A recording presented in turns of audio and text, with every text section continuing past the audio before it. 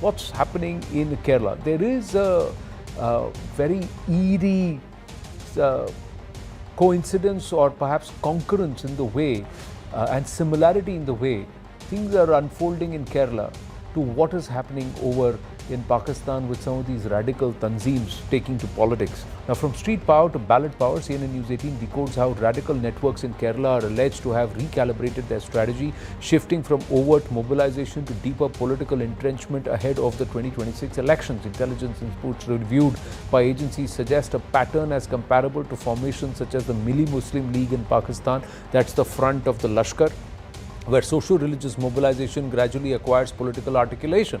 Now, in Kerala, investigators claim that following the 2022 ban on the Popular Front of India, the organization's ideological and organizational backbone did not actually disappear, but instead resurfaced through political and social fronts, most prominently the SDPI or the Social Democratic Party of India. And despite the formal proscription of PFI, intel assessments indicate that many of its cadre are booth-level organizers have allegedly re-emerged within the SDPI structures.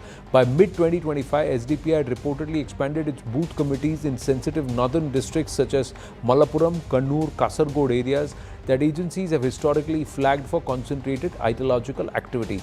Former PFI functionaries, according to these assessments, were absorbed into electoral mobilization networks as well as street-level outreach campaigns. Security officials also point to what they describe as adaptive rebranding.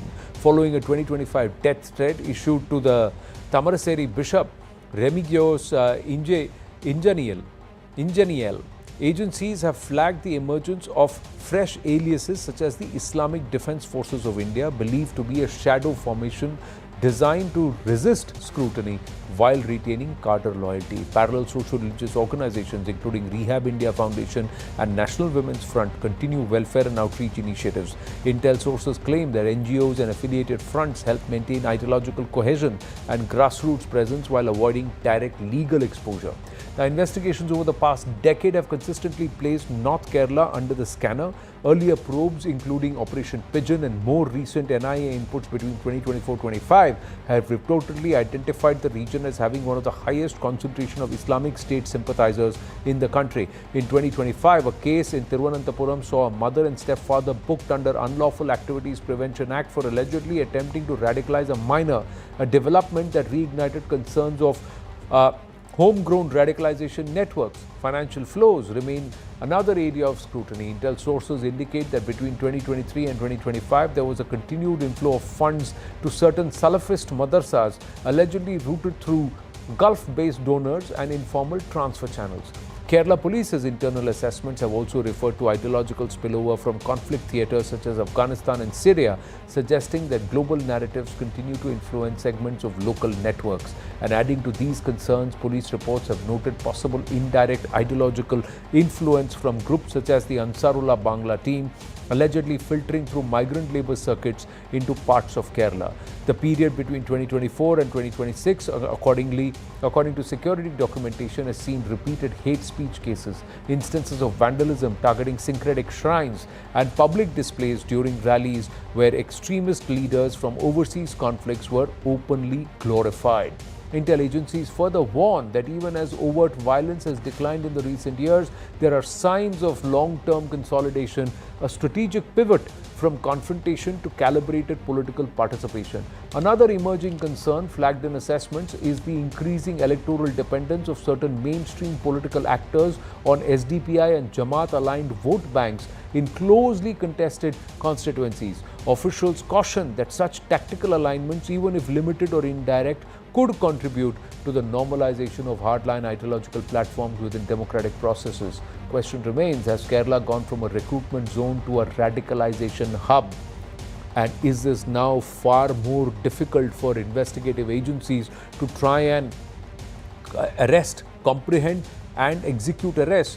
Because this is white collar radicalization and sociologically penetrating the entire system itself and corrupted from within. Arun Anand, columnist with us. YC Modi, former DG NIA, is also with us. My namaste and Jai Hind to both of you gentlemen. Thank you very much.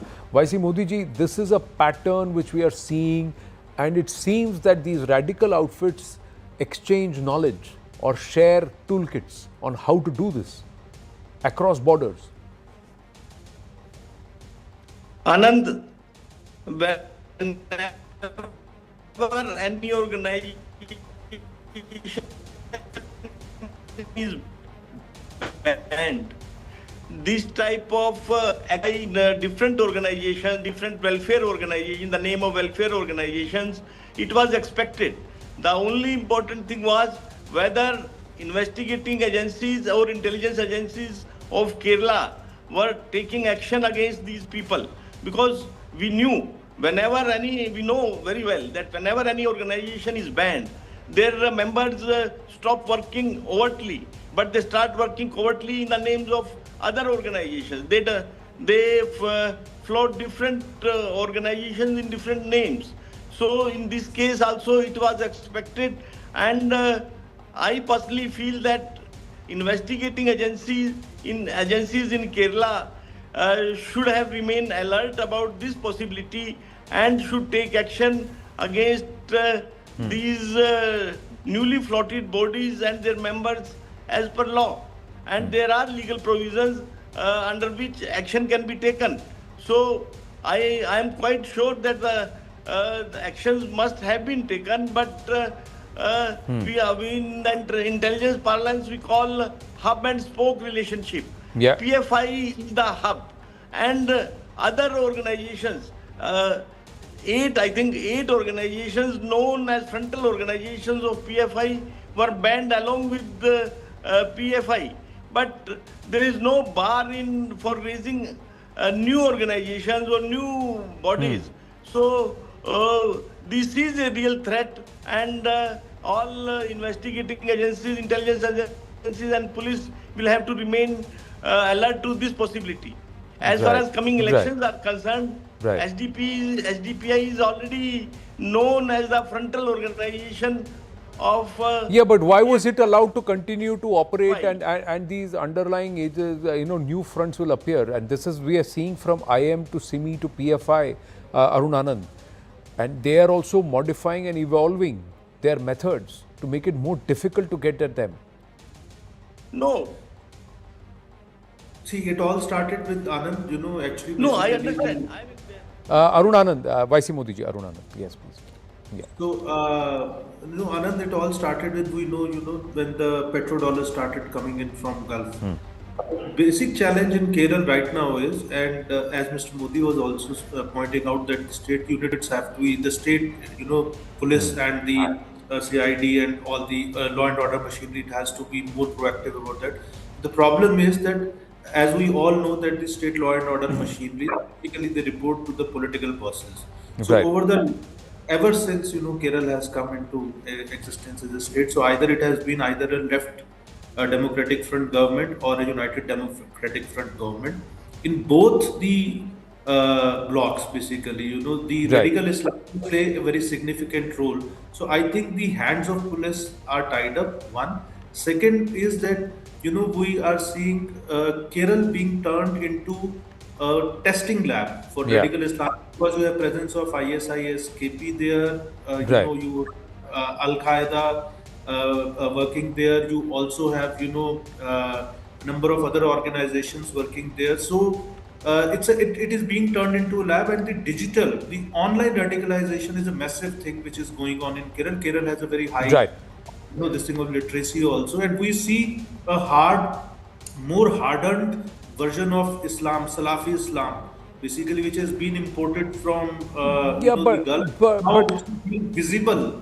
Which is now visible on the roads of Kerala, with the hijabs. And but why is this being allowed is where I'm going to wait, because oftentimes we see this, an illegal building stands and it's allowed to be built before it's razed down. Why allow it to even get root or foundations? That's the bigger question. We've run out of time. We'll